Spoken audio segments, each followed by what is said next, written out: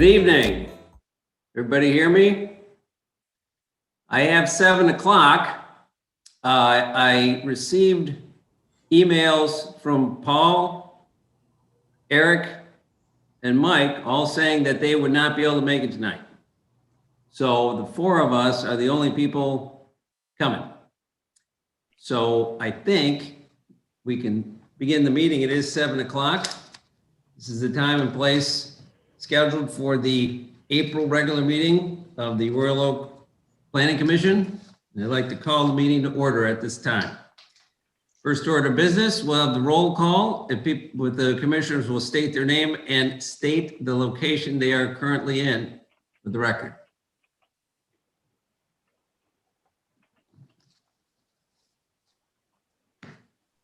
I'll start. Woody Gantina, and I'm in Royal Oak. All right, thank you. Ann Beakey in Royal Oak. Charlene Douglas in Royal Oak. All right, and I'm Gary Casada. I'm also here in Royal Oak. All right. First order of business, I guess, is are there any last minute adjustments, amendments, proposals to our agenda tonight before we get going?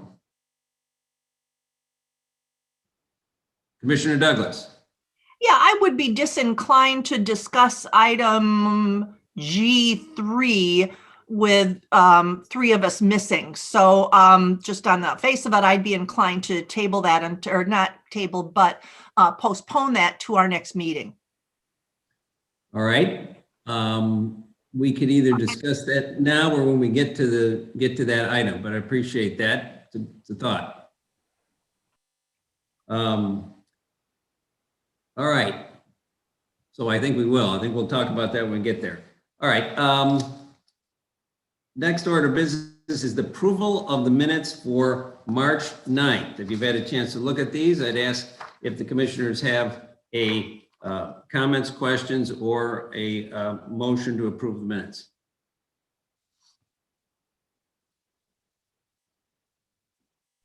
I move to approve the minutes from March 9th. Is there a second? I'll support.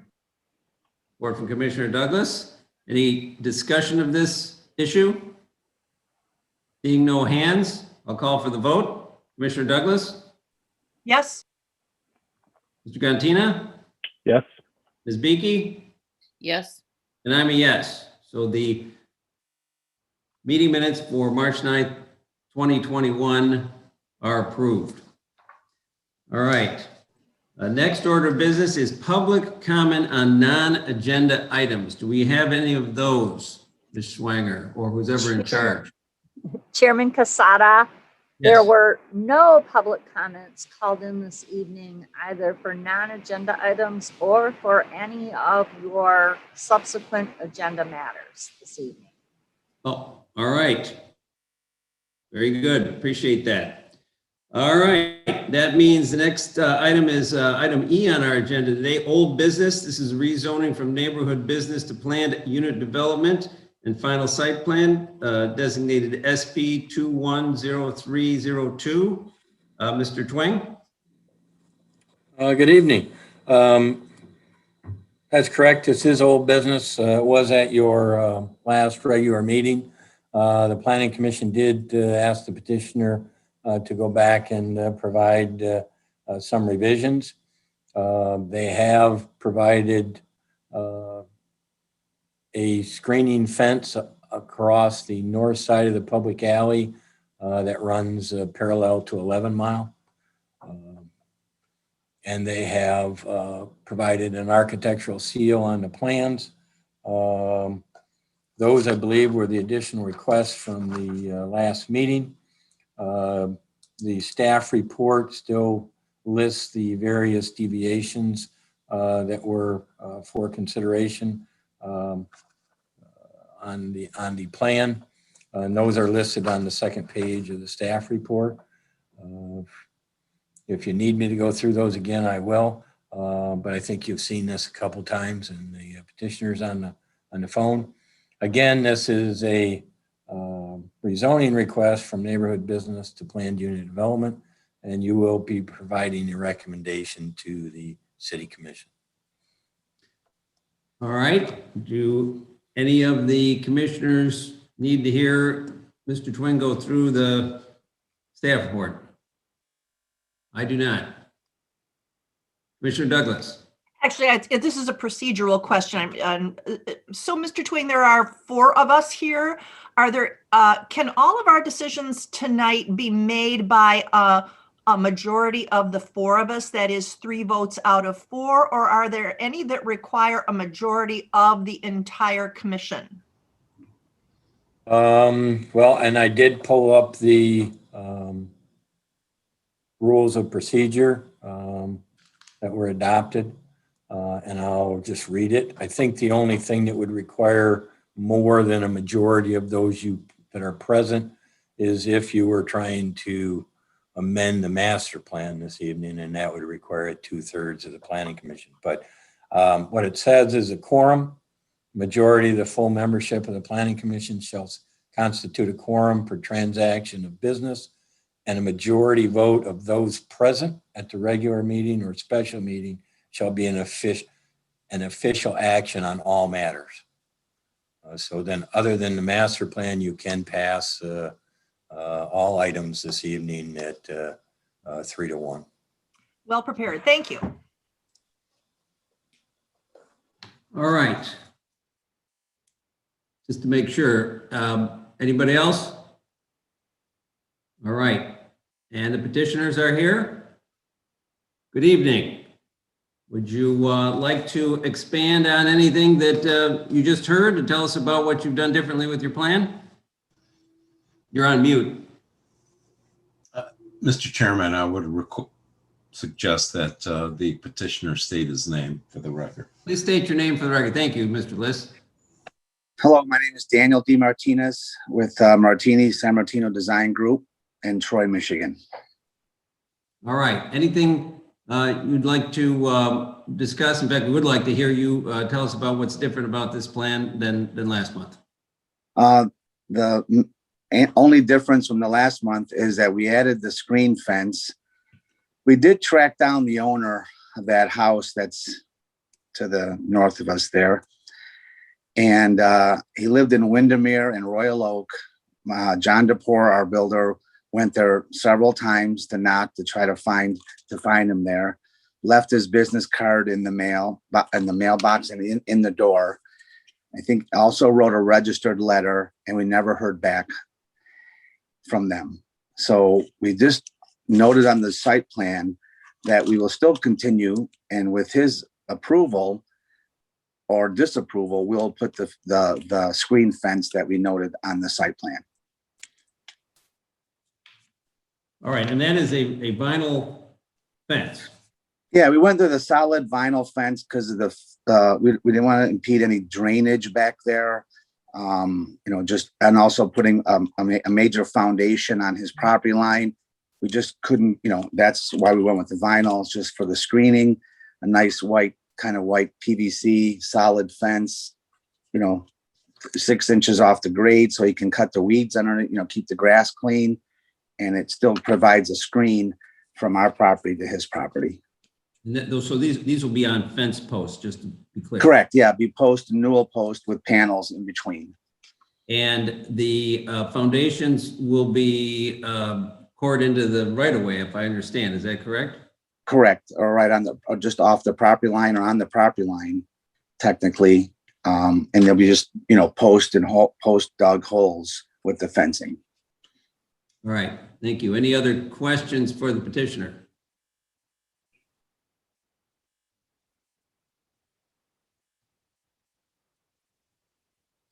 Seeing none, do we have any discussion on this side of the table regarding this request for approval of final site plan and recommendation to the city commission? Ms. Beaky. I guess the one comment I have, and I wonder what other people think on the commission, and then maybe this is a request to the petitioner. As far as a reasonable replacement for the masonry wall or the evergreen buffer, I think that a vinyl fence is a bad choice in terms of ecological reasons, both in production and long term. And I wonder if it'd be feasible, if it's agreeable to have a cedar fence, a natural fence, which would be more similar to what we really require, which is a masonry wall or an evergreen buffer, both of which are environmentally less impactful than vinyl, both in, again, production and long-term. Is that for me? No, Yeah, that's for the other commissioners, whether they agree that Oh, that I'm would be a sorry. reasonable Oh, requirement. A reasonable request as far as an alternative to the vinyl.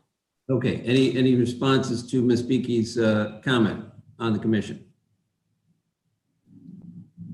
I'll give one. I think a cedar fence would be better than a vinyl fence. I think it would look better. I don't know what the longevity of a vinyl fence is because they haven't been around that long. They may last a long time. They may end up not looking as good over time. Do we have a color for, I'm going to direct this to the petitioner. Do we have a color for that fence? Well, it could be any color. I guess if the owner agrees to it, it could be any color. It could be white, which matches the trim of the home. It could be bone. It could be, you know, really any color that kind of complements the architecture of his plan, his home. The cedar fence, yes, it can be accommodated. We could use a shadow box, so it's not very solid. There's still some air and light passing through it. It just, you know, the longevity. I know the PVC fences are pretty durable with the sun fade and all that, but a cedar fence would be just acceptable to us. Commissioner Douglas. Yes, Commissioner Beaky, do you envision it being stained or painted? Because speaking as someone who has a cedar fence around their yard, sometimes the fading is charming and sometimes it isn't. I mean, again, as a replacement for a masonry wall or an evergreen buffer, I would suggest an untreated cedar fence is the most environmentally appropriate, and I think aesthetically much better than anything that would be treated or painted personally. Otherwise, a wood fence that would be painted white perhaps, but again, I think the cedar is more both aesthetic and in keeping with an evergreen buffer if that's going to be the substitution. Noted. And for the record, I would say, Ms. Beaky, I think that's actually a good idea. And I think it would be better aesthetically. Okay. Again, you're on mute there. Yep. So I just want to say a couple things real quick. I do think it's a reasonable request for a wood or cedar fence in lieu of the vinyl fence there. I do want to acknowledge the applicant's attempts to contact the homeowner. You know, there's only so much you can do to actually get a hold of them. It seems like you've demonstrated that you went through reasonable efforts to actually contact them. I am a little bit concerned that we're talking about you know, what the fence should be made of without any input from that homeowner. And Right. I understand, you know, it's somewhat limited in terms of what their say is. So I'm not sure how we handle that, but I would agree that I think, you know, an alternative to a vinyl fence, whether it be a cedar fence or a wood fence, would be a better alternative. Well, let me pose a question to Mr. Twing, because obviously if we approve this, whether we say a vinyl or we say a cedar, and it turns out the homeowner shows up one day and says, you know, boy, I really would rather have the vinyl, or I'd really rather have the cedar. Is there a method for the petitioner to request that from your department without getting into trouble with violating the agreement we're about to make? Well, I think the normal role would be for the planning commission to make its decision as terms of what the fence should be, whether it be cedar or wood. And is it a requirement that the fence be there? Leaving it to a property owner always runs into issues later on. This fence would go in the city's right of way. It would not go on the adjacent property owner's parcel. Okay. So there is no reason to involve the property owner. They've been given notice. They've not shown up. They've not replied to the petitioner's request to continue to rely on that property owner to make some decision in the future puts both staff and the developer in a position of, okay, what do we do if he comes back 6 months later and they've got permits for a fence and objects at that point? I would prefer the planning commission simply make a decision as to what do you want on that side. Do you want a screen? They're proposing, I believe, a 36-inch screen with vinyl. If you want that to be cedar, I would prefer you simply tell them that's what it needs to be. Yeah, thank you. I didn't mean to suggest we're going to leave it to the homeowner. What I was thinking is that we should indeed give the petitioner instruction what kind of fence we want. But I could imagine a situation where the homeowner does show up and the petitioner wishes to accommodate them.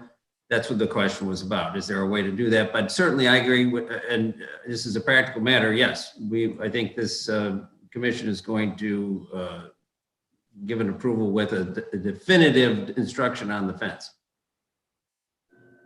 Ms. Beakey. Sorry, I didn't process this in my brain because on one side it's feet and the other side it's inches. What is the reason that it's a 36-inch instead of a six foot, since our standard is a 6 foot on the between land uses? I guess this is for the petitioner. Well, we were just took the comment from the 2 meetings prior about putting some sort of screen fence. The size really didn't come into play. I thought it was more for the headlights, maybe from the cars that are parked across the alley, and 36 inches high would screen the headlights. A 6-foot wall might be a little bit intimidating to that homeowner, that he lost any kind of open view to, the south maybe. Mm-hmm. The 6-foot fence just would be a little more, and it's because it's across the alley. If it was maybe we're adjacent, directly, it might be a little bit better screen, but across the alley. But it never came up really in the last meeting. We proposed 36 just for the headlights. I see. Okay, thank you. And again, with regard to vinyl versus cedar, I just want to again say the issue with the vinyl that I have is both again in its production as well as when it's going to be off the space, as well as some of the chemical detrimental aspects to with off-gassing and such. And so from my perspective, the cedar, as you had mentioned, the shadow box is the kind that it looks good from both sides. And so my preference would be to see something like that. Okay. That's my comment. Mm-hmm. Other comments or questions from Commissioner Douglas? Yes, thank you. We asked this petitioner to consider installing a fence to protect the interests of the adjacent property owner. The petitioner has gone to great lengths at our request to try and track that property owner down without any success. I am at this point not inclined to require them to install a fence at all, not to go through that expense. And if the adjacent property owner someday shows up and decides that they don't like that view, then it will be their option to install their own fence along a yard that already abuts a busy alley. So if I were going to make a motion, and I may yet, I would exclude the requirement for any sort of screening at all. All right, I'll make a quick response to that, Commissioner, and that is that this property owner may not be there next year or the year after that. I think the purpose of our direction here and this requirement is to protect the interest of the property owner there, no matter who they are. And if the fence lasts as long as it's supposed to, it may last many decades, and there may be multiple owners there. It's really about the interaction between the members of the community, not this particular homeowner. So I think that the better way to go is the other way, is to require a 6-foot cedar fence, but 6 foot, because we're really trying to protect that homeowner, whoever they are, from the activity in the alley, which there will be cars coming in and out quite frequently, to assuming this is a successful development, which I think it will be. It'll be full of people. Cars will be there all the time. So my thought would be to go with Ms. Beakey's suggestion of cedar, but I also think it should be the 6 feet, because the purpose is privacy. If I may, Mr. Chairman, The part of the reason for that it could be the 36 inches is, generally speaking, I believe the wall was referenced as if it were around the parking lot area, which is generally a 36-inch high screening wall to block headlights. Secondly, if the homeowner were to put a fence up on the south side of his property, he could not put a 6-foot fence in his front yard. So it would have to end at the end of his front. Oh, even because, right, because it's in his front yard. Okay, Correct. So understood. the height of the fence would have to drop down as part of that. And it would also drop down because of the site clearance requirements under fences where the alley would intersect with North Laurel. So there is some reasoning to leave it at a lower height and not say that it's 6 feet the entire length. So just All right, well, I'm interested to hear if the other commissioners have any comment on that. Mr. Gantina. Yeah, so I'm kind of in the middle between Commissioner Douglas and Mr. Casada in terms of their opinions.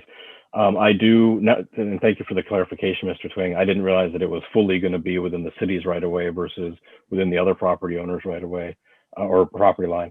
Knowing that it's going to be in the cities, I agree with Mr. Casada in that, you know, really the intent is to kind of help protect that property regardless of the owner. I also agree that they did go to, you know, the proper efforts to contact that owner. My recollection is the concern was primarily with the headlights, because this particular project does have all of the parking placed in that rear directly adjacent to the alley in that property. I think the 3-foot cedar fence is a reasonable request still, and that's what I would want to support. All right, any further discussion of any of the waivers or variances that we would be recommending on page 2 of the staff report there, or any other issues on this proposal? if you were to make a recommendation with the staff resolution, the only item that you would need to change based on your discussion would be item 5B or B5 in regards to the screening. Won't be as depicted on the site plan, but would be based on it being a 36-inch high cedar fence. Thank you. Is there such a motion forthcoming from our 3 commissioners? Ms. Beaky? I will try. I would like to make a motion to approve the request with the modification of B5, that it reads, instead of as depicted on the plan sheets, a 3 feet high cedar shaker fence with the shadow box design. Is there a second?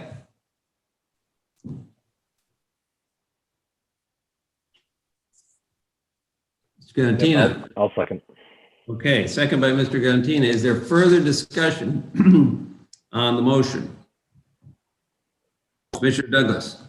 I am persuaded by the arguments I heard from my fellow commissioners, and I'll support the motion. All right, well, that means there probably, oh, Mr. Gantina. Well, I just have a quick clarification question.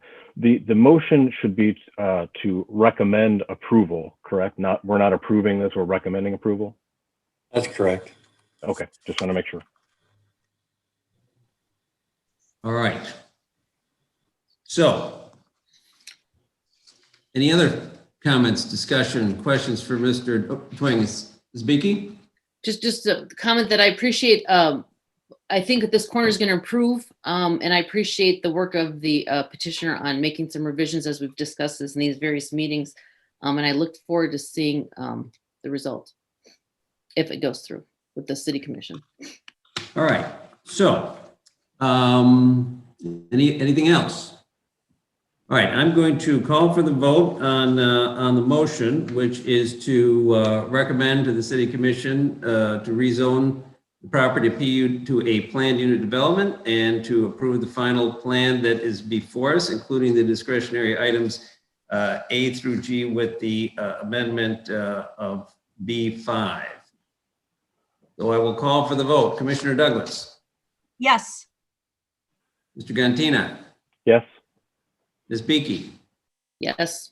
and I'm a yes. So the motion passes. This will be sent to the city commission. Mr. Twing, is there anything else for us to do on this submission? No, not at this time. All right, then I will congratulate the petitioner. Good luck. We're looking forward to the completed project. And thank you very much. Thank you very much yourselves. Have a good evening. Thank you. All right. The next order of business is new business. And this is a public hearing on a conditional rezoning proposal from neighborhood business to mixed use 2 and the site plan at 1006 East 11 Mile. This is site plan SP 210404. Mr. Twing, bring us up to speed, please. This is a site that you have seen a project on previously. The petitioner has modified their site plan under their request. Again, as you indicated, this is a conditional rezoning request from neighborhood business to mixed use 2 with the associated site plan. So again, you are making a recommendation to the city commission in regards to their proposal. You may recall that the prior proposal, the planning commission recommended that the city commission deny that request. The petitioner withdrew before the city commission took any action on that prior proposal. They are still proposing to do 8 units in four basically buildings on the site with separation, with parking in the garages as well as some on site. You'll see the deviations from the specific site plan requirements listed in the staff report on page 7 of 9. What I would point out is there are fewer deviations under this plan than under the prior plan. Basically, they've eliminated the issue with the site corner clearance setback that was at 11 in the driveway. And they've reduced the height of the building from 42 feet to 30 feet, which is compliant with the height standard in the zoning ordinance. So those provisions or deviations have been eliminated from needing any sort of variance. They still are looking at minimum lot area, maximum density standard. It's the same as previously. So are the setbacks as listed, as well as the minimum distance between buildings. One of the items that has changed since the last proposal is in regards to tree replacement. The primary reason for the revision here is the tree ordinance has been modified. And you'll notice that it's now based on number of trees, but also the number of inches of the trees removed and the potential dollar amounts associated with that reduction. So you'll see in the staff report that in order to specifically comply, they would either have to add 80 more trees to the site, given the dimensions that were, or the inches that were removed versus what's being proposed, or they would have to deal with the replacement fee of some $40,100 based on the schedule adopted by the city commission. So those are the changes from a code standpoint. Basically, as I said, the project still has 8 residential units on the site. I think the petitioner can walk through their project for you. All right. And just a quick question for me. This is a public hearing, although we don't have any public comment, but this is a one-step or a two-step dance we're doing here. We would recommend to the city commission both the rezoning and the approval of the site plan, with the exceptions there, but we're not doing them in sequence. This is one step. Yes, it is one step. It is a conditional rezoning, so there is a specific site plan that's attached to their request, and moving that forward. So you would be acting on both. Okay. Ms. Beaky. Just a point of clarification, there were 4 comments submitted via email that were attached somewhere here. Not, That's even though correct. people didn't call in, there were 4 emails I read that were attached to this report. So there were public comments is my point. Okay. Thank you. All right. Any other questions for Mr. Twing before we move to the petitioners? All right, seeing none, I'm gonna not make the same mistake I made last time. I'm gonna ask the petitioners to introduce themselves for the record and state your name and your hometown, and then we can proceed. My name is Scott Rubin.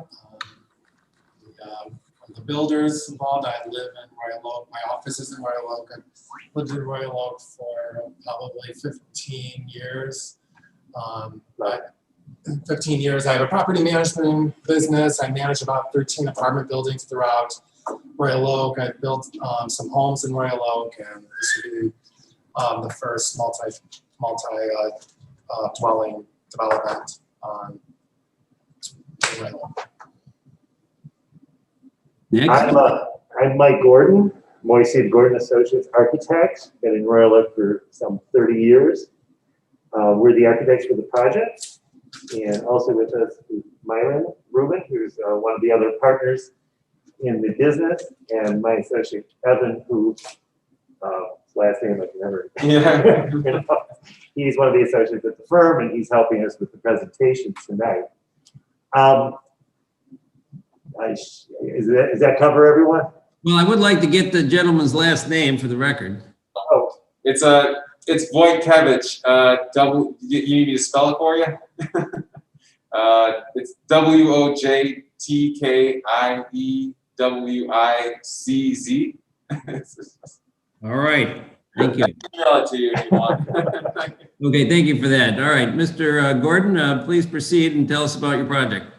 well, yeah, you'd seen this project previously, and we took to heart some of the comments and some of the things that were stated.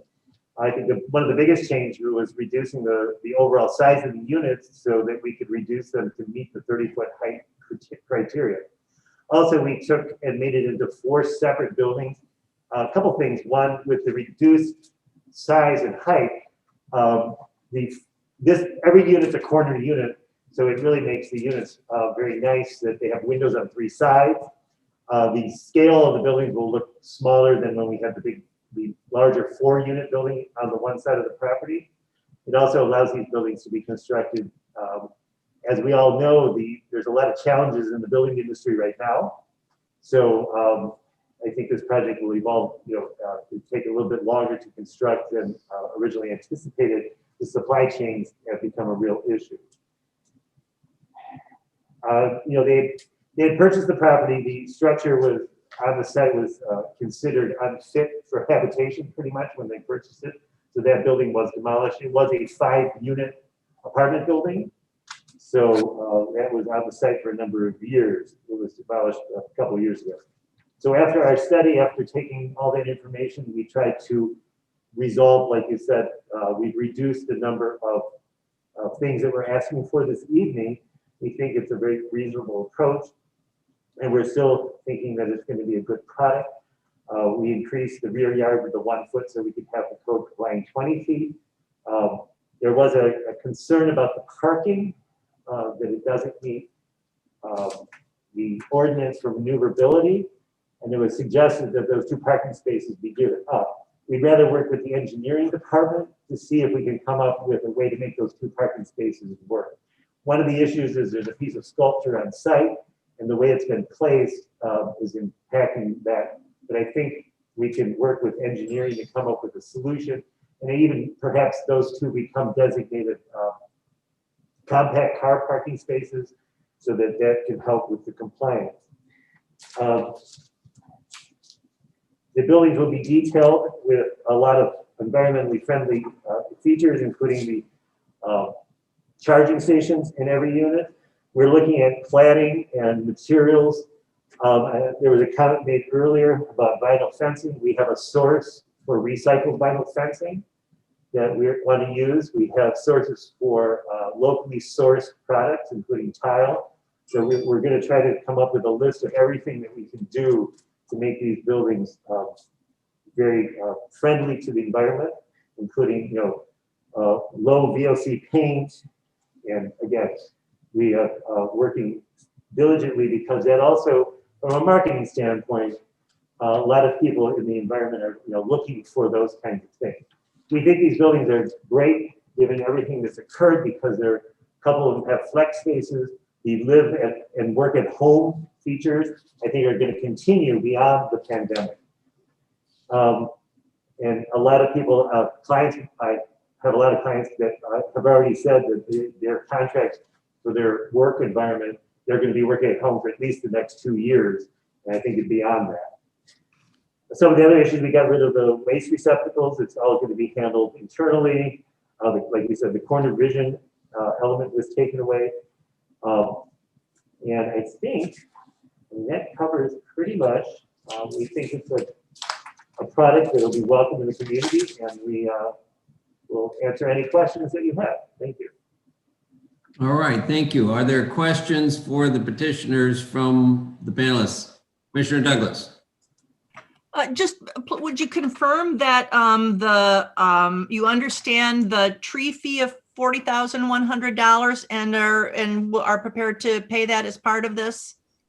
Well, according to your the report and what you have the ability to do, you have several options. You have an option to accept the landscape plan as detailed and not impose the $40,000 fee. You can also come up with some other fee somewhere in between because we think it seems a bit excessive for the quality of what was there and that this was a recent change. And third, we also would be willing to go into some sort of negotiation.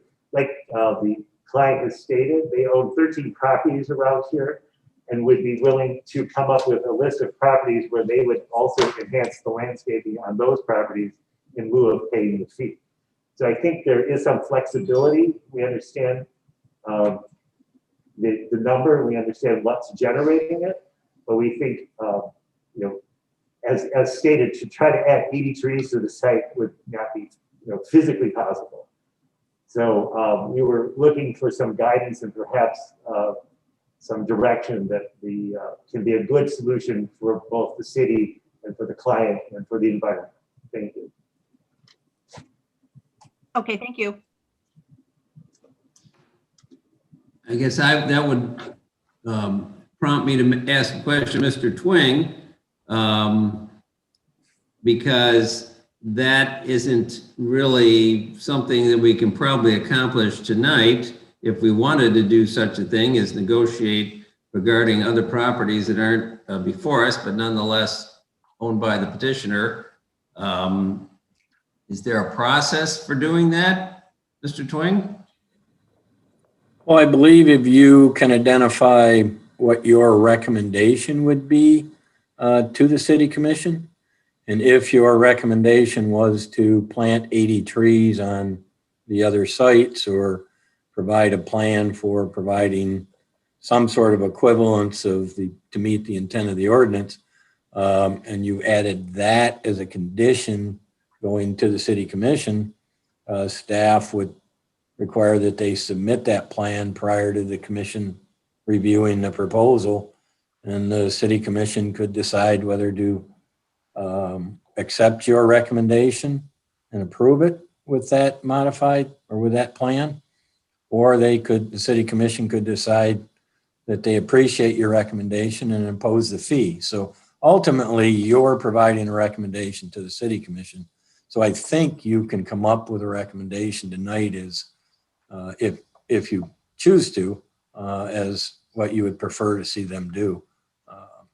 All right, and I assume that we could recommend a partial waiver or a waiver of the requirement, and then the city commission would have to deal with whatever our suggestion was. Correct. Okay. All right. Ms. Beakey, was that a hand? Yeah, I have a question for the petitioner. Is that? Yes, we're still talking the petitioner. Okay. I guess I appreciate the design of the previous design as well as this one, but I personally still feel this is too much density for this particular site because it abuts a single family neighborhood as well as a busy road that has the setback. I wonder if you considered, again, something that would be set back further from both the rear of the property as well as the front, given the busyness of the street as well as the single family neighborhood behind. Well, the existing building to the west is actually leading this property. It's built right pretty much to the sidewalk. So moving it back would not alleviate that kind of, with the new angles in the buildings, we've covered that issue of ingress and egress to the site. The 20 foot to the rear, if I'm not mistaken, meets the setback requirement. And again, because this building is to the north of the residential and with the reduced height, because the properties are to the south, there would be no impact on any of the sun or the shadowing into the property, which when you're on the north side of the street, I appreciate the fact that the further you pull away from the single family residential, you don't put their properties into shadow. So with that in mind, because this has no impact on their light and their air and any of that. And again, we listened and reduced the building to like 12 feet. So we really think, and then with the duplex style units, the massing of it, I think, is very reasonable. And then you have the offsets and the way the architecture does and is conducive to that. Plus, looking at the pro forma for the site and given up that we gave up several thousand square feet of square footage to achieve this, we think that looking at any number reductions is a challenge to make the HOA and to make the infrastructure cost. But if you have 6 units or 8 units, that basic cost for the infrastructure stays the same. So in doing a market analysis to do any of the pro formas, I know, it's always said you can't talk about money, but this is what it's about. That these projects have to be profitable and sustainable for everyone. So we think that, in all the examples that we've looked at, and we've looked at, different scenarios, and we feel that this is a good fit. 11 Mile is, like you said, a busy road. There has always been talk about some road diets that were going to be on 11 Mile. We don't know if that's in the works or not. We can't predict the future. And again, as fewer and fewer people are working remotely, that the traffic impact is probably going to be lessened over time. And we feel that, we think that this project, mirrors a lot of the other small developments throughout the community. Including there was a 12-unit development by the YMCA. I believe it's 12 units. No, 12 you're trying. Yeah. So we feel that. So for all those reasons, we think that this is a very measured and reasonable approach to the site. Mr. Gantina. So a couple questions. Is this project going to be a for sale or for rent product? For sale. For sale. For sale, okay. And then I still have, I guess, some concerns regarding the plan for the trash pickup. I think with the last plan that was brought before us, there was a concern about how it was being handled. I don't believe there's necessarily any changes that have been made to that plan. So just to, I guess, review it and make sure I'm understanding it correctly. There is no property trash receptacle that's being provided. The expectation is that each individual unit has their own individual trash receptacle and takes that to 11 Mile for pickup, that will then be serviced by a truck that would have to be servicing it from 11 Mile?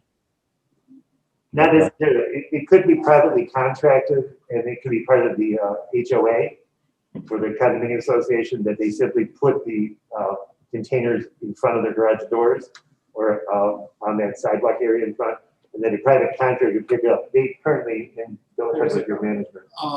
Yeah, and I think a few of the Robertson developments, that's what they do. They put the garbage cans in front of the garage door, and a private contractor comes and picks up the garbage and recycling containers in front of the garage door. That's where they put it. Okay. So no, it would not be on 11 Mile. It would be. And I did have another question, but I forgot what it was. So I'll yield and hopefully I remember it. All right. Any other questions for the petitioner? And when Mr. Gantina remembers, he'll be permitted to jump right back in and ask it. All right, I don't really have any questions for the petitioner myself. I'm anxious to talk about this with my fellow commissioners. You answered the question about the garbage. Quite frankly, yes, a private contractor hired by the HOA, you could, I think you could do that as you're describing. So that was really one of the questions I have. Here's another question, now that I think about it. So you've got these units that are generally going to be accessed from the garage. The garage is going to open and 6 of them have double garages. People are going to go in, they're generally going to go in their garage. That's your plan. But 2 of the units, the 2 on the north end, have an extra parking space in between the units. And from those, when somebody parks there, they're just going to walk around from the parking spot. That's how they access their unit, yes? Yeah, each unit has a man door that is at grade tucked behind the garage. So anyone could walk onto the site or bike onto the site and go around, and each one of them, like the 2 parking spaces in between, you can simply get out of your car, walk east or west, and there's a front door, so to speak, right there. And then the units on the 11 Mile side, to give some action and some life to the street, that's where we put the flex space where people have a home office. There's a lot of glass at grade there, and those front doors. So if someone visiting and walking onto the site can simply come to their front door. Okay, but the only 2 units that don't have 2 interior garage spaces are the 2 north units, right? Correct. So do those 2 parking spaces between the units, are they going to belong to the 2 north units, or are the 2 north units simply going to have just 1 space? Well, and that is a marketing decision that will be made. That's why we want the extra 2 spaces to the back, and we'll work with the engineering department to make those spaces work. And a lot of people, I mean, if you purchase a unit, I mean, we do a lot of condominiums right now, townhouse style, with only 1 car space garage. Well, except you don't have any other spaces on the site. And I guess that's another question. What would be anticipated if there are guests? Let's say everybody has 2 cars. There really isn't any space for guests without those extra spaces. Is that correct? But based on your own code, we meet your code requirements. We all sit here talking about a walkable, friendly community, and then it always winds up we have to have more parking, more parking, more parking. So that's why we want those 4 spaces, because if you buy a unit, you have 1 car space, and that's what goes with that unit. That's what you're buying into. So when they go to sell that unit, the person will know they have 1 designated car space. So perhaps it's a single person. And that's why we want those 4 extra spaces on site for exactly what you're talking about, which would put us in excess of what your own code requires. So. By the way, you mentioned biking. You have bike racks on site? We did. We could. You know what? I think we had them, and I think we lost them. So yeah, if you want to make a requirement to have a bike rack on site, we'd be more than happy. We did have them. I think in the redesign they got lost, and I apologize for that. We actually did have bike racks. Let me ask you, well, if you're visiting somebody, you can probably park in the garage, but I just wondered, I have another question if I can keep going here. Your LS-1 plan, I'm not sure this is otherwise depicted. In between the units, what are those areas with the shrubbery? Tell us about those. What is that? Those are the two air conditioners, Screens. that's the screening for the two air conditioning units. So Okay, they're in between the units, so they're not toward the property line. I see. So that's why there's 8 of them there. Yes, I see. Right. All right. All right. Those are my questions. Do the other commissioners have any other questions? All right. Well, seeing none, I'd bring it back to the commission for further discussion amongst the commissioners. Mr. Gantina. So I remembered what I had forgotten, and it wasn't actually a question. It was a concern about the discussion we were having earlier around some sort of negotiated plan regarding the tree ordinance. The concern that I have in terms of one is I'm not sure if the petitioner had mentioned that these 13 other properties were owned or managed, but it does, I think, present an enforcement issue for the city if we do enter into some sort of agreement where the petitioner is agreeing to place trees at other sites that they may own. The onus now then is on the city to go verify at however many sites that they're installed on that they have in fact done that. So I'm a little reticent to enter into any sort of unique agreement like that where we're bringing other properties, even though the applicant may own them, into the mix. Because similarly to the last project, they may not always own these properties, and I think it presents too much of an enforcement issue for us. So before I forgot it again, I just wanted to get that out there. All right. Other comments, discussion by the commissioners? Commissioner Douglas. Yeah, I supported this development or this proposal when it was before us in the past, and it was taller then and denser. It is now shorter. It meets our existing height requirement. That pleases me. We will see later on in our agenda that one of the items we've been discussing over time has been changing the setbacks for apartments for multifamily in commercial zoning to match the setbacks to the commercial zoning. If this were 2 office buildings or 4 office buildings configured of the same size and scope as these buildings, but they were offices, they could legitimately be built out as close to the south property line as these buildings are. So I mean, I don't see a difference there. In fact, I think residential is more desirable in a way than office or commercial. So I will say of the tree requirement, speaking as a city commissioner who fairly recently approved the new plan to provide replacement trees in our city, I'm not going to be inclined to want to make any concessions because I supported that ordinance and I think it's the right thing to do. It helps our city re-tree itself. And Mr. Gantina makes a point that I would have made, that it would be an enforcement nightmare to try and scatter those 80 trees over however many existing sites. So in general, I'm interested in hearing my fellow commissioners' comments, but I'm quite favorably disposed towards this plan.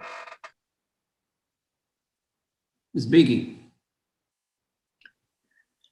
Again, when we saw this last time, I didn't have as much problem with the height, especially towards 11 Mile, as I did with, again, the issue of the setbacks and the buffering. And I guess I still have that issue, and I walked the site, I walked the blocks around it, I walked along 11 Mile, and I hear what the petitioner is saying regarding that small setback with other buildings that are currently there.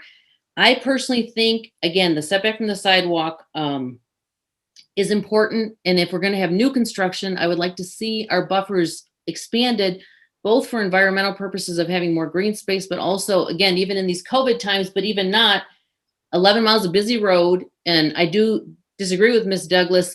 In terms of our setback policy, I feel like we need better buffers around our sidewalks, not more intensity up against the sidewalk, especially on busy streets. And so while I like this plan, I like the electric, I like the townhouses. I think townhouses are very good in this area. I'm happy to see housing in this area. For me, it's a little bit too dense. There's not green space sufficient, I think, given the number of units. And toggling between the neighborhood business current zoning and the future zoning, which you're requesting the rezone towards the multi, I want to use the right words and I can't see it on my papers. The multi-use, if I read everything correctly, or if I was understanding the report correctly, the buffer in neighborhood business is less in the back, which is what you're now matching in your proposed. But if it is multi-use, there's a bigger buffer that comes into play, which we'd also have to provide a variance on. And so given it currently being neighborhood business and the rules for the multifamily, I just feel it's a little bit dense. But overall, I like it. If it could go to 6, if it could be backed up a little bit. And I know that there's a budget issue, but that's where I am now. And like my colleagues with the tree issue, I think we would have to stay with this because this is an important issue we've been working on in the city for quite some time, and it just kind of came into play. So those are my initial thoughts. All right. Well, I'll make some comments. First of all, the future land use for this strip is mixed use, residential, office, commercial, institutional. So that's the plan for this area.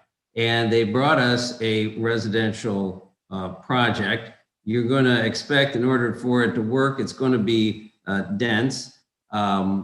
There are some questions about whether or not the difference between a commercial and a residential property. I mean, Commissioner Douglas used the word desirable. I think I would just say, I don't know if it's more desirable. Certainly, you can make an argument it's lower impact on the neighbors. I've been out to this site. I've looked at it. There's a parking lot to the east, commercial building with a roof there to the west. The neighbors to the south previously were focused mostly on the height. The height issue is gone. I don't think it's really creating any impact on the folks to the south, except that it's going to be a development that's going to be an improvement to the area.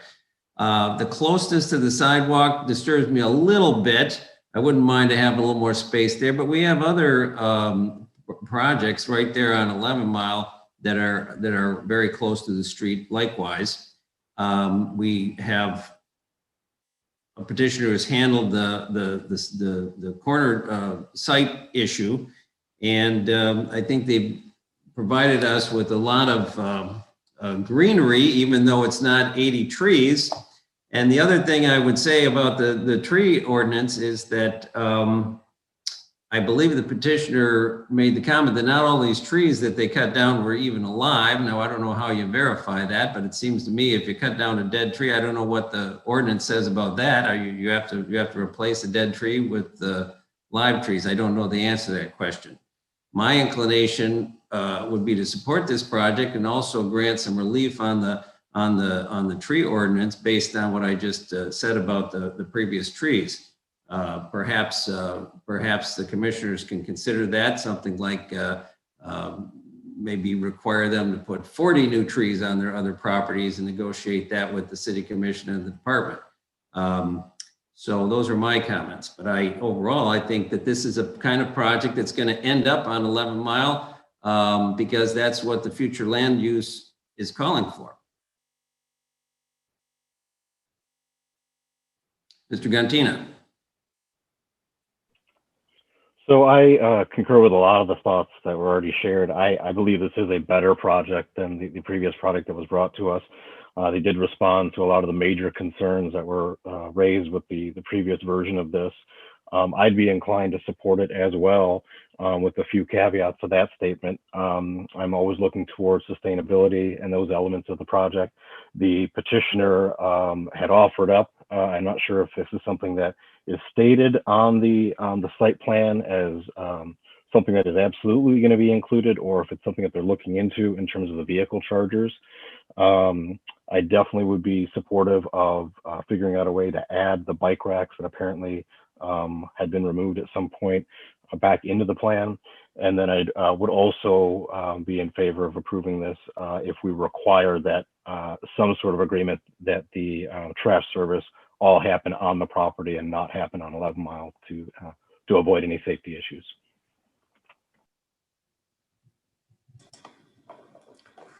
Well, I can jump in real quickly. I think the staff recommendation, there are a couple points that based on the Planning Commission members' discussion that I would point you to in terms of any motion you would make going forward. Item A5 is in regards to landscaping. The staff report basically is accepting the plan as submitted and depicted. If there were some modification the Planning Commission wanted to recommend to the City Commission in terms of requiring additional trees on other sites, payment of the tree fee, I would suggest you add it, modify that A5 to address your desires from a recommendation on the landscaping. Item B1, the petitioner would like to leave the angle spots at the south end of the site. B1 indicates from staff standpoint they should be removed. If you want to leave them for evaluation in terms of maneuverability, you could modify that slightly to say that they could remain as long as it's determined maneuverability functions and works. And then item B3 is where you would add that the trash receptacles and be maintained on the private property and picked up on the private property. And you could also add a requirement for bike racks. Those, based on your comments, would be the areas I would point you to in terms of revisions to the staff recommendation. Thank you. Commissioner Douglas. So, Mr. Twing, the tree requirement is, or the tree conditions are not part of A and B. They're just given? Or Well, the tree requirement is A5. A5 is landscape shall be depicted on the plan sheets. Got it. Staff's recommendation was you're recommending what they've provided. Got it. If you want something else, I would add it to that line. So, and I have another question. It's always been my understanding that in a conditional rezoning, we can't ask for any changes or differentiations from what the applicant has proposed. You can require compliance with the ordinance, and the ordinance says they have to do these things. Well, but for example, the 2 extra parking spaces. Right. I mean, you're recommending removal of those. Is that for an ordinance reason? Yes, they don't meet the standard maneuverability requirements. I see. Okay, good. Thanks. All right, so I'm inclined to make a motion, and we'll see how this goes. I am going to move that we recommend this plan to the City Commission with the following conditions. Item A5 would require the applicant to pay the tree fee as in the full amount as described earlier in this memo. Item B3 would include a requirement that they add bike racks and what was the other thing? Trash. Oh, and that trash be contracted privately and picked up on site.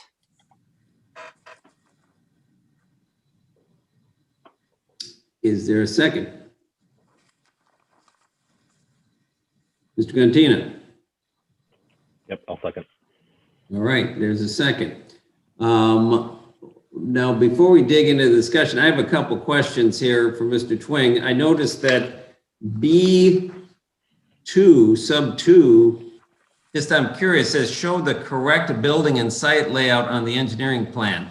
Is there currently it does not? What I'm just curious what that one is. If you went through the plan material that was submitted, those sheets that are referenced have the building configuration from the prior plan. They don't mirror. I see what you're saying. Yes. Okay. Thank you. All right. Is there discussion on this? Further discussion?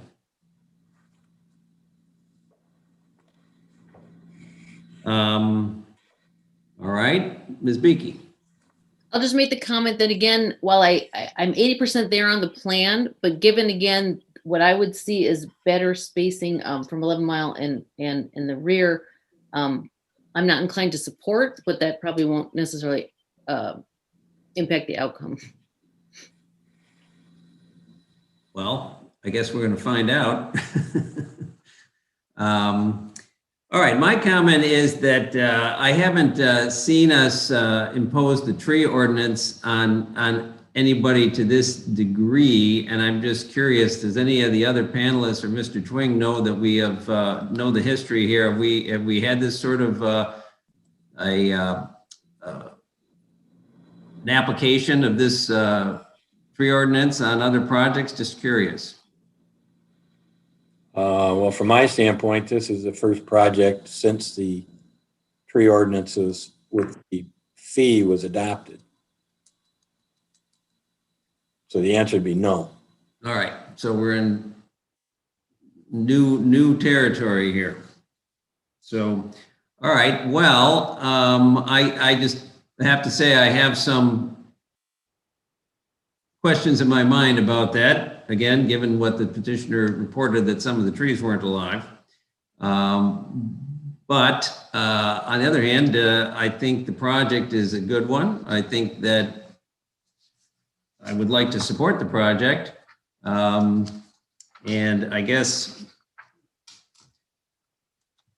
if they can comply with the ordinance, then that would be great. So is there any other comments from the commissioners? Would we be ready for voting? I will call for the vote. This is on the motion by Commissioner Douglas to recommend the site or the rezoning and the site plan with the contingencies, including her amendments to it, which included A5 being that the petitioner would pay the fee as per the ordinance.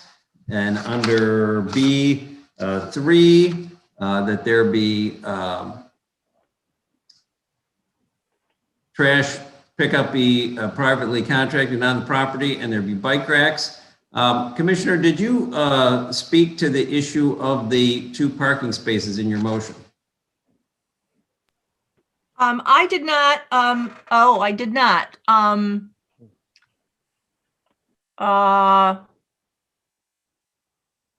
I'm like 50-50 on that. I mean, if we remove them or left them, I mean, truth is I'm inclined to leave them, but I did not put that in my motion.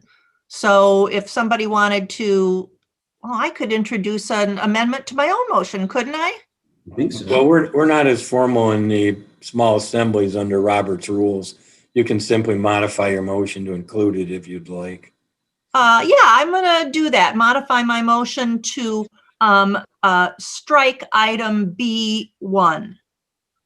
I figure they know what they're doing, and if their clients and tenants have problem with those parking places, they'll find out pretty quickly. All right. Any further discussion given the amendment to the motion? Mr. Gantina should support it. Oh yeah, I still support, sorry. All right. Seeing no further comments, discussions, questions, I am going to call for the vote. Commissioner Douglas. Yes. Mr. Gantina. Yes. Ms. Beaky? No. Well, I'm going to support the motion. And so with our 3-to-1 majority, I believe that passes. And so I would congratulate the petitioners and wish them the best of luck and hope that the project comes to fruition. And thank you very much. See you at City Commission. Good luck. Thank you. Thank you. Thanks. All right. The next order of business would be a sign variance. It's SV 21-04-06. This is a sign variance for the Gathering House at 1326 East Lincoln Avenue. Mr. Twing. That's correct. The city had received a request for signs at this location. Institutional uses that are not located in any designated sign area are allowed to have one wall sign per building facade with a maximum sign area of 20 square feet. The petitioner proposes to place 2 banner signs on the north facade of their building, each a sign area of 100 square feet, obviously for a total of 200 square feet. The banners would therefore need variances to allow the 2 signs, as well as exceeding the maximum area by some 180 square feet. And the last variance that's listed is in regards to banners themselves as being a specifically prohibited type sign. And so you'd have to grant that variance as well. Now, those are the variance items that are in front of you this evening. All right. Are there questions for Mr. Twing? Commissioner Douglas. Yeah, so the Google Street View from November 2020 shows those banners on the building. Is that correct? I wouldn't disagree, but I didn't look. Okay. Ms. Beaky. Just for clarification, are there any circumstances in Royal Oak where the banners are allowed on buildings in this sense, or they're not allowed at all as a sign? Period. There are some community event type things that the building official has some temporary discretion on. But they'd be temporary, not permanent. That's correct. Thank you. Well, then I have a question because they are banners. I have been out to the site. I did take a look at them. They are bolted to the building. So because of that, Mr. Twing, is that why they're not a temporary sign? I looked up the definition of temporary sign. It says a sign which is not constructed or intended for long-term use or permanently mounted or affixed to the building, to the ground building or structure. Just to make sure. So when we're considering this doesn't fit or does it not fit the definition of a temporary sign? Oh, you're on mute there. Yep. I saw the sign. No, it does not meet the definition based on.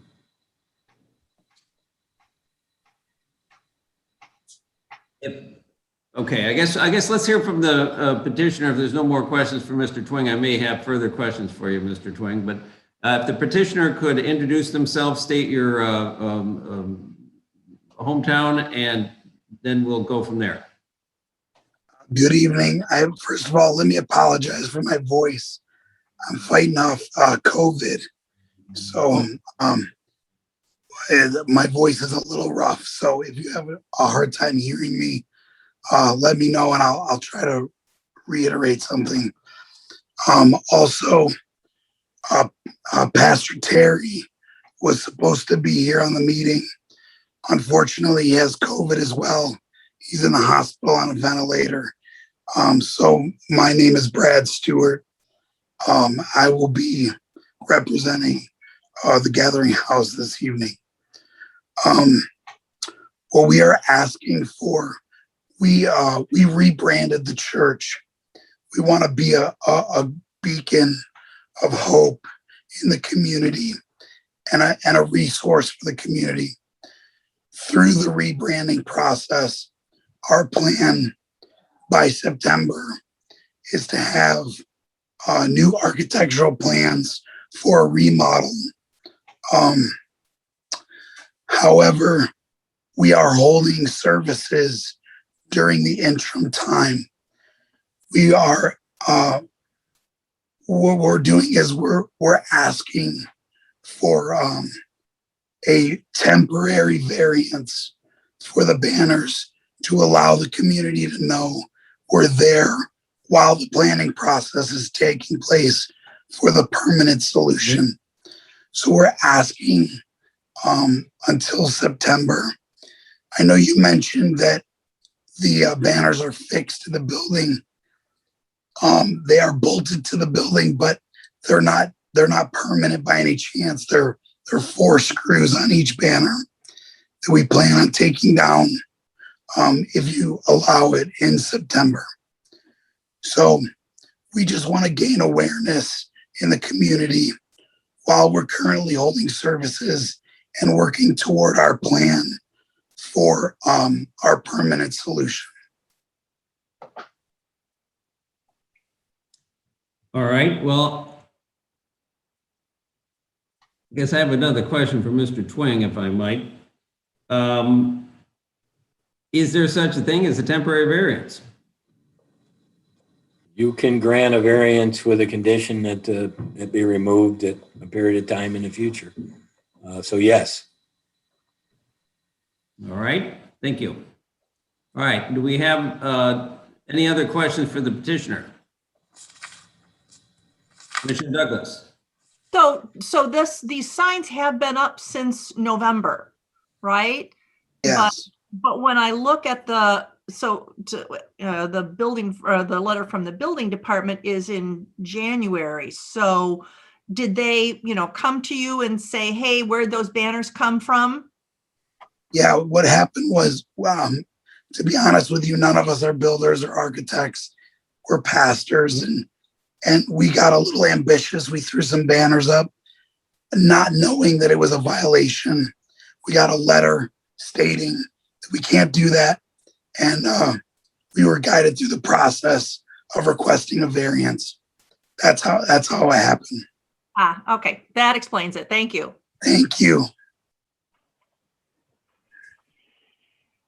Mr. Cantina. So understanding that the intent of these banners is temporary and for a branding reason, a question I have for you is the permanent sign as part of your remodel. Do you have a sense yet of how big or what that sign is going to look like? And do you anticipate needing to come before us again for variances on the ultimately permanent sign? We don't have necessarily a solidified idea yet. However, we learned a lot through this process of what the requirements are from the city, and we want to abide by those. So there is no intent in the future to come and ask for another variance. We definitely want to fall within the guidelines of what the city has. Okay, yeah, that answers my question. My concern was if the future permanent sign was going to have the same issues from a size perspective. So you answered the question. Thank you. Thank you. I have a question for the petitioner. You said are you working with an architect now? Yeah, well, there's 2 builders that we're working with, both of which that have architects on staff, and we're explaining all the things we want to accomplish. Because of COVID, we've had things have been slowed up, but we definitely anticipate by September having a plan that we can go forth with the building process.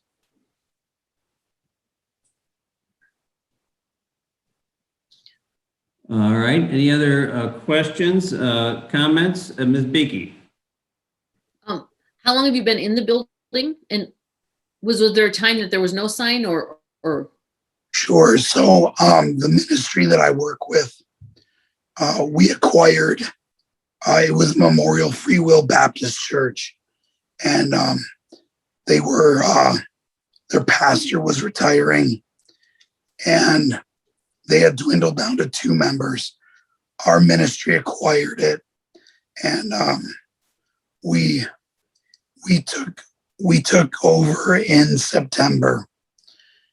Since September, we've been just trying to build the new brand.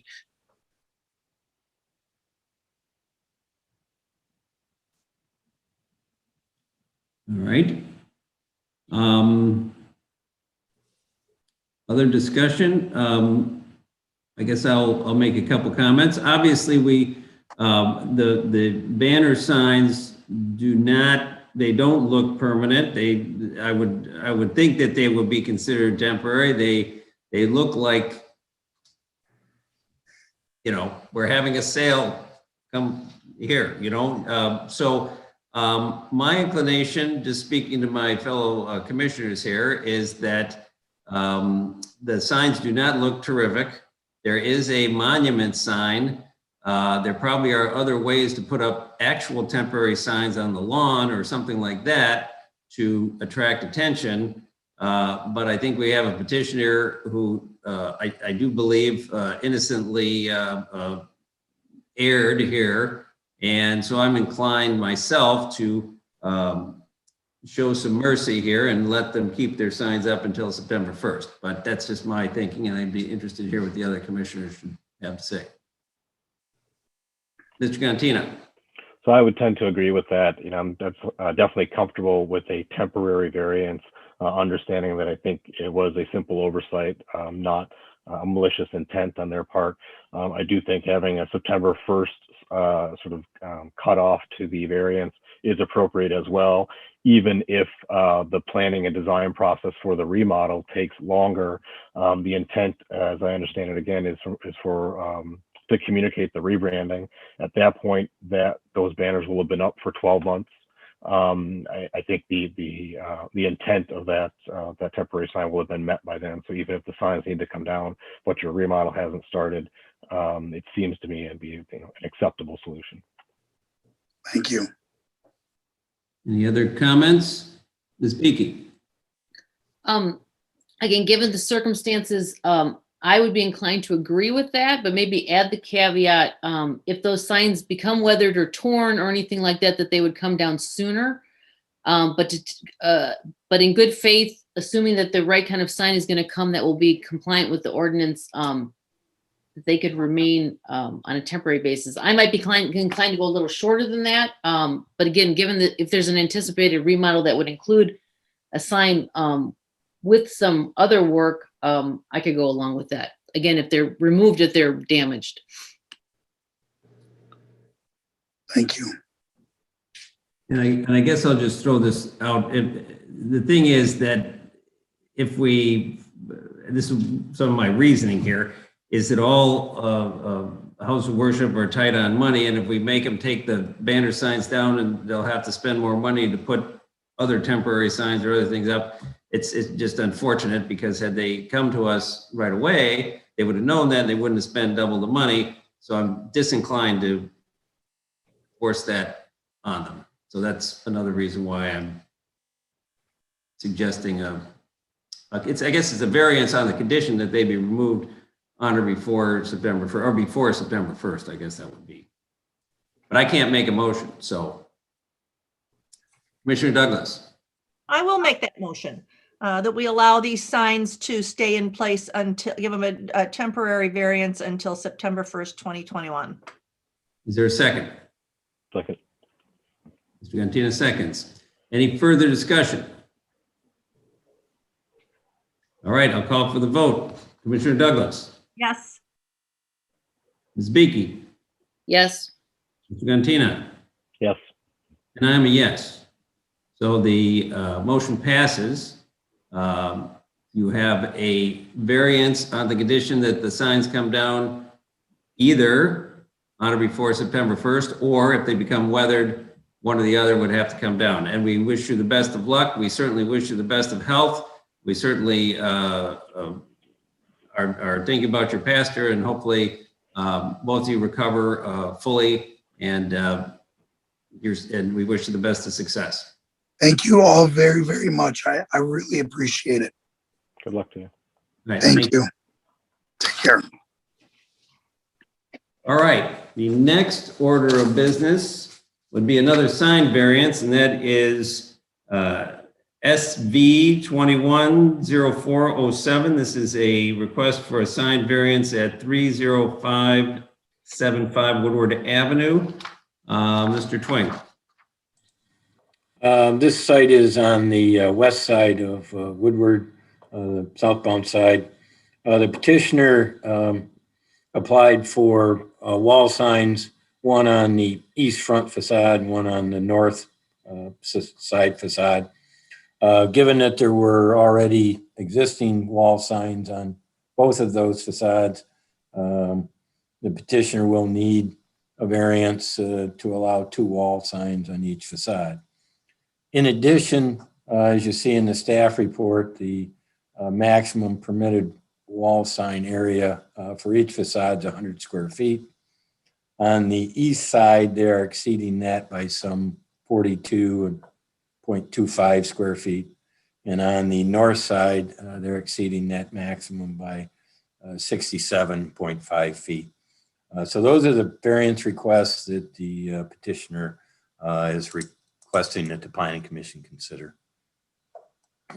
All right, I have a question. I was out at the site, and there is a metal sign on the brickwork on the north side. Is that something that factored into the calculations there, Mr. Twain? Well, I'm believing the north side has Michigan Orthopedic Surgeon. I haven't been out by the site. I'm assuming the 2 that they've factored in are the ones depicted on the plans that were submitted.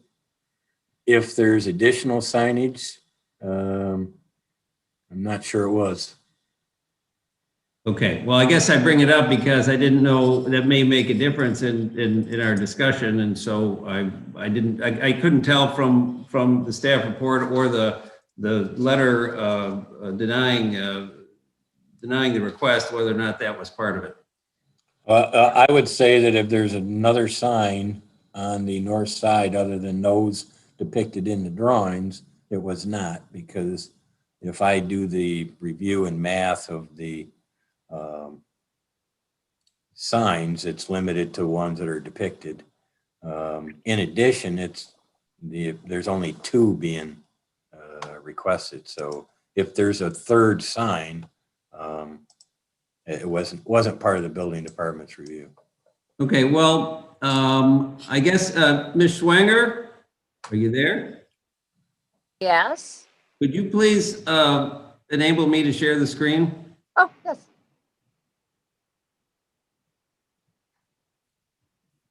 You're all set. Okay, so let me just see here. All right, are you seeing a photograph now?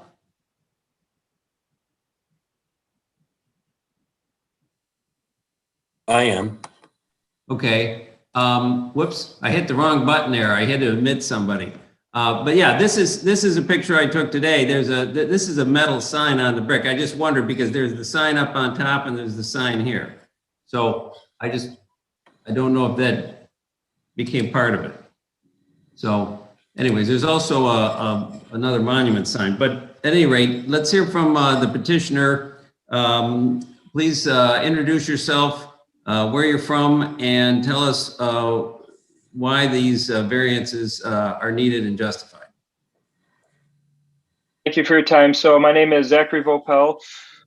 Live in Bloomfield, but our business obviously is in Royal Oak. I'm an orthopedic surgeon, Michigan Orthopedic Surgeons. I'm on the executive board and kind of the one who helped develop the Urgent Ortho, which is the business in question for the signage. So we're a group of orthopedic surgeons. Probably most people know what that means. It's, broken bones, strains, sprains, ligament tears, arthritis, things like that.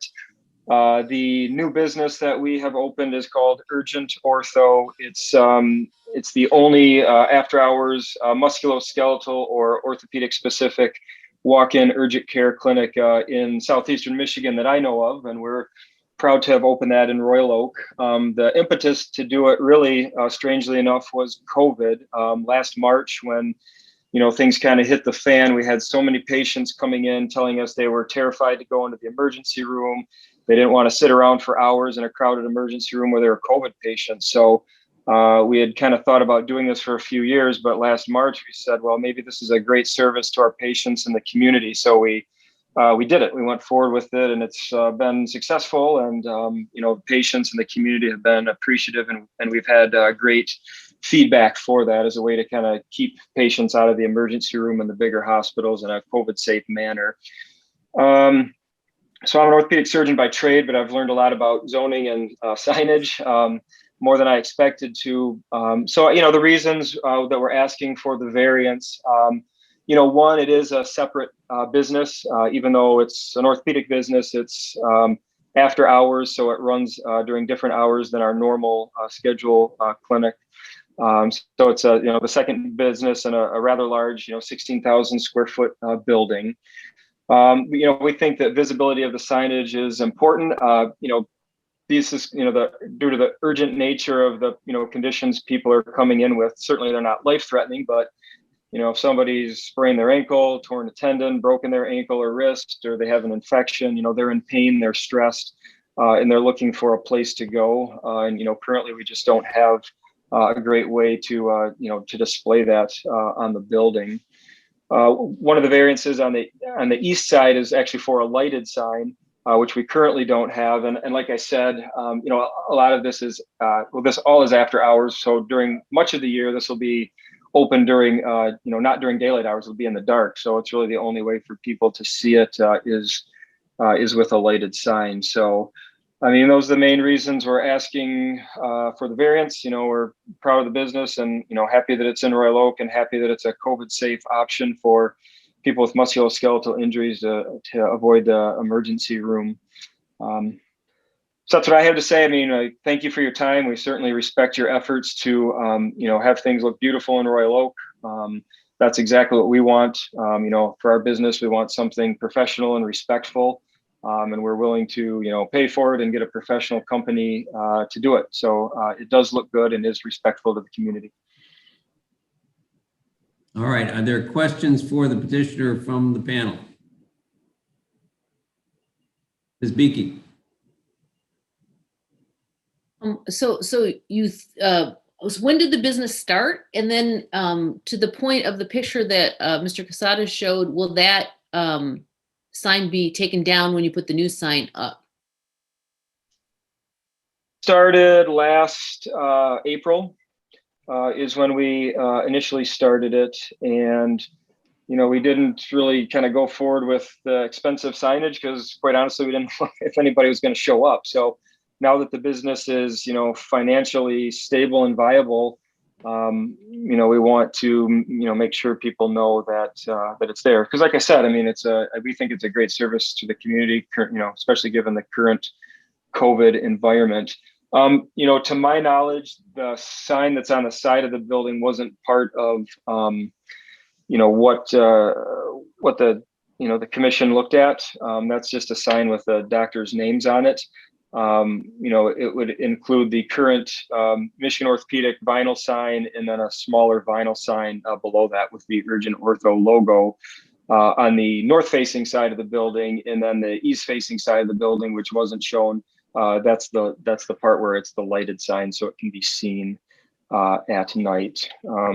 Certainly, if that the sign with just the physician names on it is not okay, then, or has been included in that square footage, then it's more important to me to have the Urgent Ortho signage than actually the the names of the physicians, which is the white sign that was depicted in the picture that we saw. I think the names, Commissioner Douglas. I'm sorry, isn't Commissioner Beakey finished with her questions? Okay, good. So the current signage, Michigan Orthopedic Surgeons on the east and north sides, neither of those are lit? Vinyl signs. Right.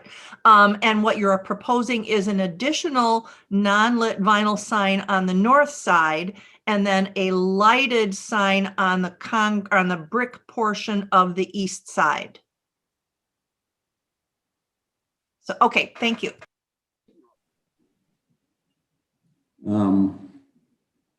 Other questions from the panel? I have a quick question. Are the names of the doctors, they're inside the door there on the northwest corner. You go in there, the names are also inside, right?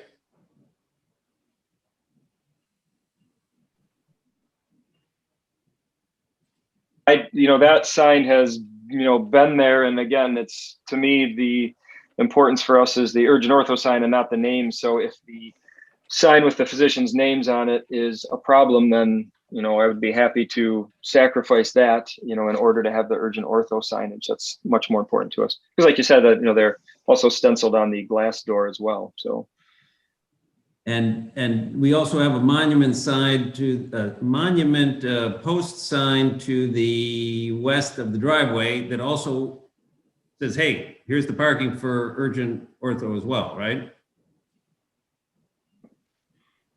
You might be on mute. I see your mouth moving, but I don't hear the noise. Let me try this. Is this any better? Yep. Okay, sorry about that. Yeah, that is correct. Again, that's more just showing where the parking lot is, and certainly a lot lower priority. So if that were changed or removed, I wasn't personally responsible for that particular sign. So I don't know all the nuances of how that went in or what the steps were for that. Okay, it's a wayfinding sign, though. It points people to where to go. Sure. Once they've turned on to Merrill, that shows where the parking lot is, but that is, small, and that's off Woodward. So people driving on Woodward probably wouldn't really be able to see that sign as far as, hey, this is where the building is.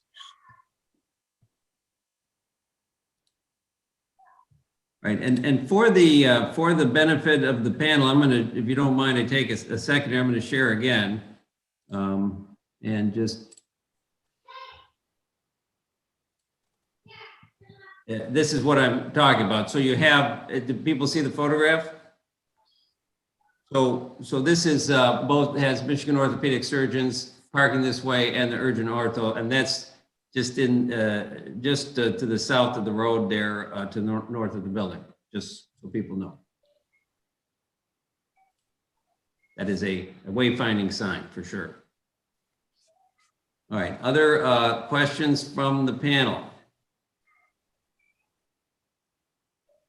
I guess I have a couple. I noticed this is an LED interior lit sign on the east facade that you're proposing. We have ordinances about brightness. We've sometimes had issues with, especially LEDs, even if they're interior lit, being extremely brighter than they should be, brighter than the lumens allowed. Talk about it's a difficult enforcement issue. So. It's something that if we grant this variance, I would simply express my hope that the ordinance and especially the lumens and the intensity be given proper attention and adhered to, because they can get very bright when they're LEDs and people aren't paying attention to how bright they are. Yes, absolutely. I mean, I think that's probably more. I think Jeff is on the line from Phillips Sign. I agree. I would want it to be tasteful and respectful, and would rely on Jeff's technical, expertise for the lumens as far as the sign. But I would assume he would provide a classy, tasteful sign that isn't huge and too bright and distracting. I wouldn't want that either on the side of our building. All right, other questions? I guess I have another question for Mr. Twing, if he doesn't mind. The signs that are being proposed do state a different function in the building, it's actually, I looked it up. I don't think it's actually a different company. I think the Urgent Ortho is an assumed name for the Michigan orthopedic surgeons. So they're not really two different companies, but they do certainly appear to be two separate functions and activities. And I just want to ask Mr. Twing about that. I know we've had this question before when two different businesses are in the same building. Have we not? What does the ordinance say about a sign for each business? What does it say? Well, given the Supreme Court ruling a few years ago that we can't read signs anymore, we don't evaluate whether it's a separate tenants anymore. It's a single sign on each facade. We don't read them. It's a wall sign. So it's the type of sign and the location and the quantity of signs and the size of signs. It's not a function anymore of the city to read the content of a wall sign. So frankly, it could advertise a business at another location and be a wall sign. So we don't read it. Now, what I would point out is sign area 2. I mean, some of the other signs that come up, we're dealing with the building department's review of a wall sign. A property within sign area 2 is allowed a variety of types of signs. They allow monument type freestanding signs. They're allowed other types of signs in terms of wayfinding, the address signs, things like that. So I, without talking to the building department directly, I would say the ones that they've taken into consideration in the review are the 2 wall signs that are depicted on the east and north facade. And that's what I was kind of trying to look through while you were having this discussion. But other types of signs on this location are not necessarily prohibited or not in compliance. So I'm not sure I'd get into reviewing the other signs. Okay, well, I appreciate that. The question was really about the two different businesses, two different functions, whether that matters. I know we have granted variances in other occasions where a building had 2 tenants. So this is what my question was directed to. Yes, I'm aware that you have granted variances, but the sign ordinance itself doesn't get into a distinction between different businesses within a singular building. All right, any Ms. Beakey? One more quick question for the petitioner, if I may. So since you've been open quite a long time already, how have people been finding you in this circumstance before these new signs go up? Word of mouth. We let all our patients know who come into the office so we can advertise in the office. Try to have it on our website, things like that. Try to inform other, medical groups like an internal medical group, what we have to offer. So the new sign is somewhat for wayfinding, but it's also for marketing the functionality of the business, or it's more for wayfinding? Well, so people know where it is. Again, the somewhat urgent nature of most of these problems. People are injured and they're driving, they're on Woodward and they're looking for it and they are stressed out and in pain and they're, I would like it to be easy for them to find. And I don't think we have that now. I mean, we have a printed sign, which quite honestly, I don't think looks all that great or is that classy for the neighborhood. So this would replace that.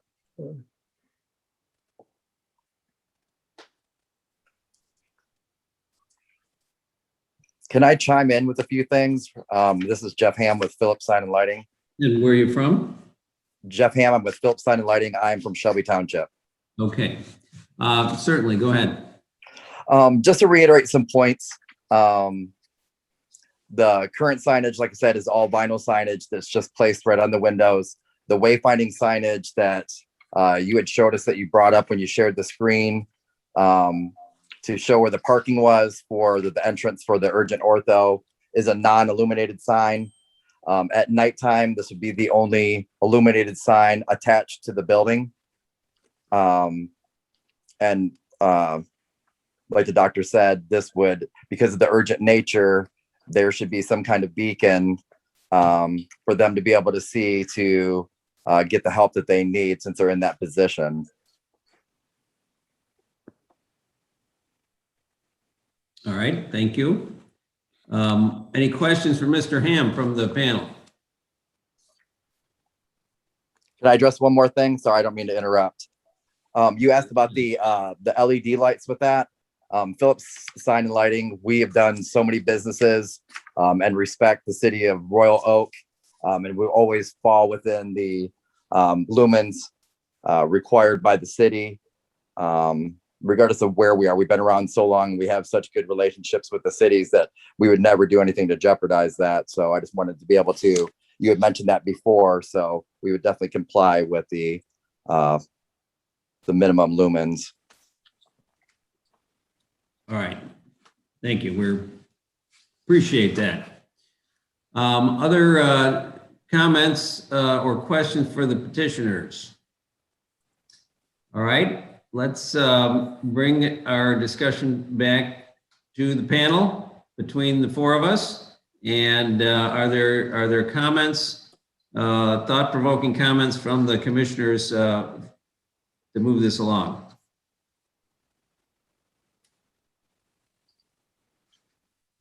All right, well, I guess I'll pipe up. Oh, there's Commissioner Douglas. Thank you. Yeah, so we often discuss here that the purpose of signage is wayfinding and not marketing.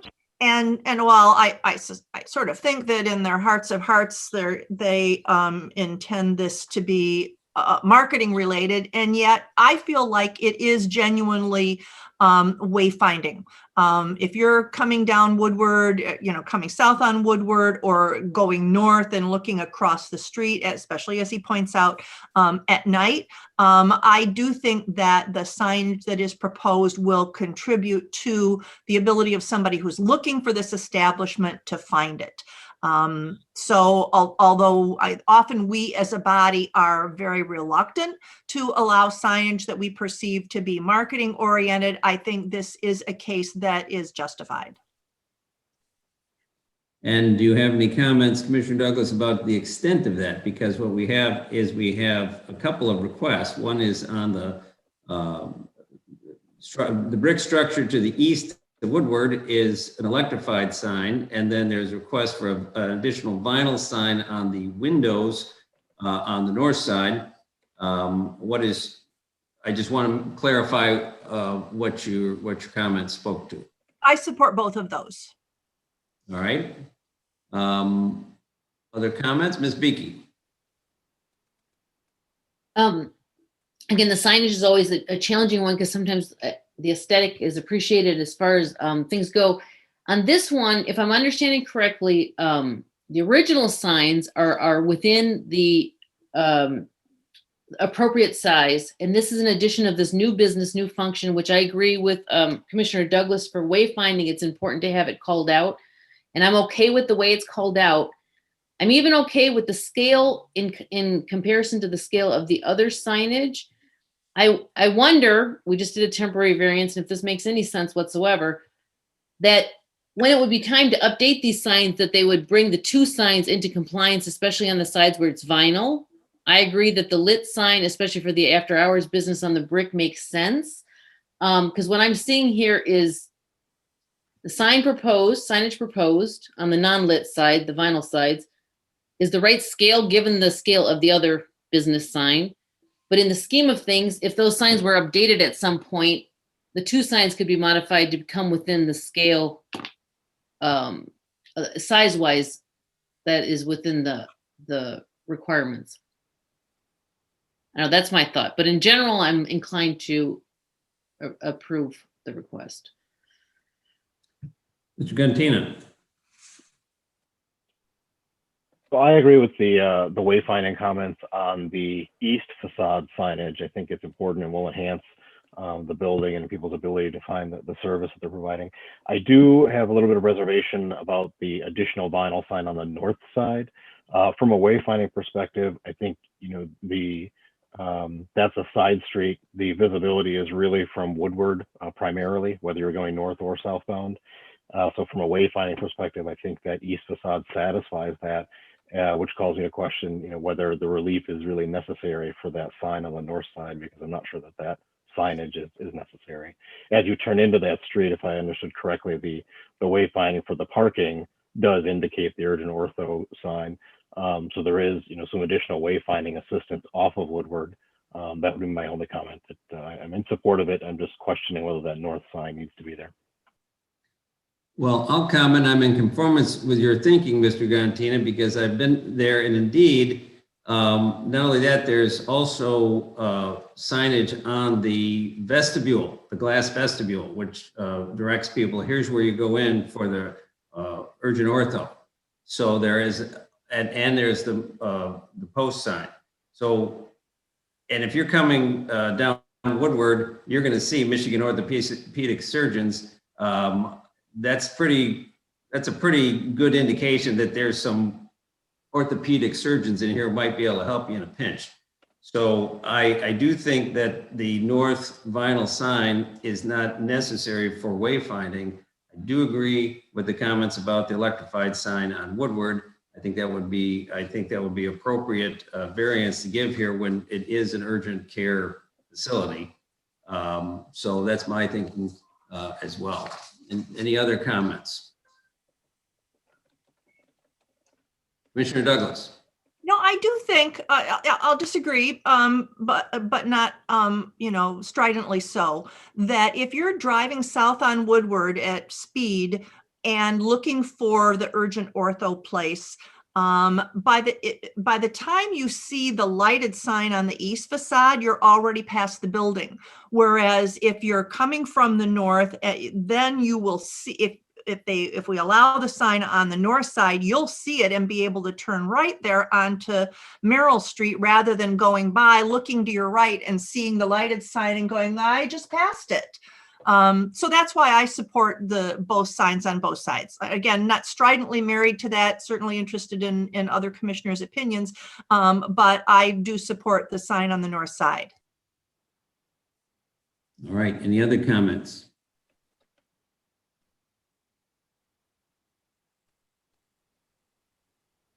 Is there a motion?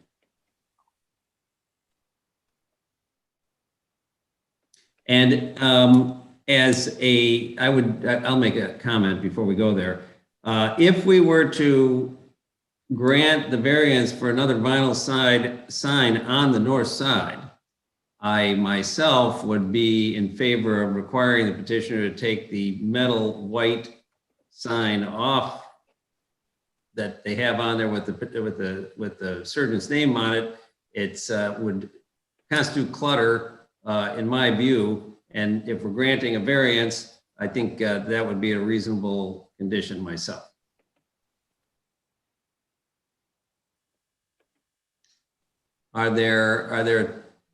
Is there a motion? Mr. Gantina.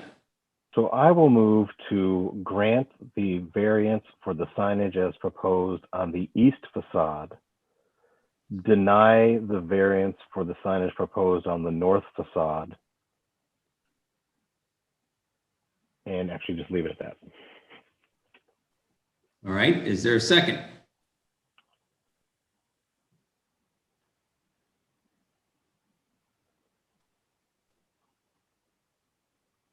I'm not sure how long I'm supposed to wait to find out if there's a second, but I'm going to give it a little bit if there's a second.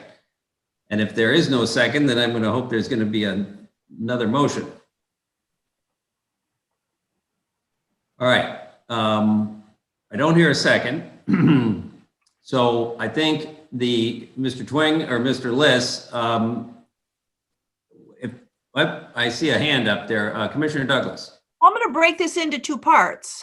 I'm going to make a motion to approve the variance for the wall sign on the east side of the building. All right. And Mr. Twing, before we go further, I assume that that we're not precluded from making a second motion on the same request, the same petition. True? No, you can take each variance separately. Okay, great. All right, so Commissioner Douglas has moved to grant the variance on the Woodward side of the building for the electrified sign. Is there a second? Second by Ms. Beakey.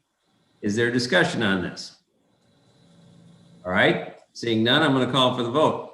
Commissioner Douglas, Yes. Ms. Beakey, Yes. Mr. Gantina, Yes. and I'm a yes. So the variance for the electrified sign on the east side of the building has been granted. Is there further discussion, or is there a hand? Commissioner Douglas. Now I'm going to make a motion to allow the proposed sign on the north side of the building with the requirement that the doctor listing sign on the brick portion be removed. Is there a second? Second by Ms. Beakey. Is there discussion? All right. Ms. Beakey. I'll just make the comment that I support this because I agree that for wayfinding purposes, it facilitates people finding this business and therefore I support it. All right. Further discussion?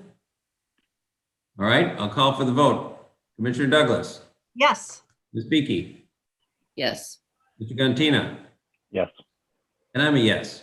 So the variance has been granted on the condition that the white doctor listing sign be removed. All right. Very good. Congratulations to the petitioner. Good luck with your business. It sounds like it could be very successful and needed. There's a lot of people who have foot problems, including I've suffered a foot problem in the past myself. So I'm glad you're here and wish you the best of luck. Well, thank you. Thank you for your time and your decisions. I appreciate it. All right. Thank you. Thank you. My pleasure. All right, so the next and last order of business at the beginning, this was this would be, excuse me, item G3 on the agenda, which is a discussion topic from the joint meetings with the Zoning Board of Appeals. And at the beginning of our meeting here tonight, Commissioner Douglas suggested with only 4 of us, instead of the 7 of us, maybe we should put this off and not discuss this at this session, and I would open the floor for discussion about thoughts on that.